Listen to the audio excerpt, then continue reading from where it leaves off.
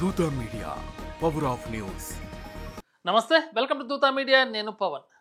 AP ప్రభుత్వం ఈ నెలలో తన తొలి వార్షికోత్సవం జరుపుకుంది.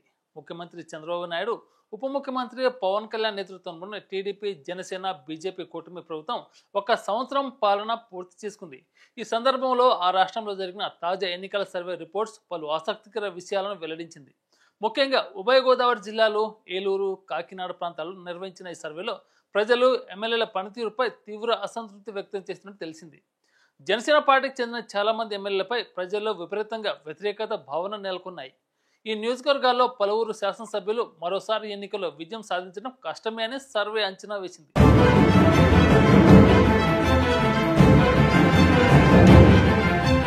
పార్టీ నేతలు అక్రమాలకు పాల్పడుతున్నారని అక్కడి ప్రజలు అన్నారు.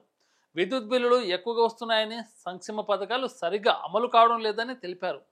మత్స్యకారులు ఎదుర్కొంటున్న ఇబ్బందులు, అలాగే రేషన్ సరఫరాలో సమస్యలు వంటి అంశాలను ముఖ్యంగా పేర్కొన్నారు. ఈ కారణాలు గోదావరి జిల్లా ప్రజలు విపరీత అసంతృప్తికి దారితీస్తున్నాయి. ఈ పరిస్థితిలో పార్టీకి చెందిన కార్యకర్తల మధ్యన కూడా విభేదాలు, అసంతృప్తిని పుట్టించాయి. సర్వే ప్రకారం ఈ పరిస్థితుల వల్ల కూటమి ప్రభుత్వం పాలనపై ప్రజల్లో నమ్మకం లోపించి వచ్చే ఎన్నికల్లో పార్టీకి తీవ్ర నష్టం తప్పదని స్పష్టమవుతుంది. ఇలాంటి పరిస్థితుల్లో పార్టీ నాయకులు, ముఖ్యంగా పవన్ కళ్యాణ్ సారథ్యంలో ఉన్న జనసేనకు గోదావరి జిల్లాలో తీవ్ర సవాళ్లు ఎదుర్కొన్నాయి.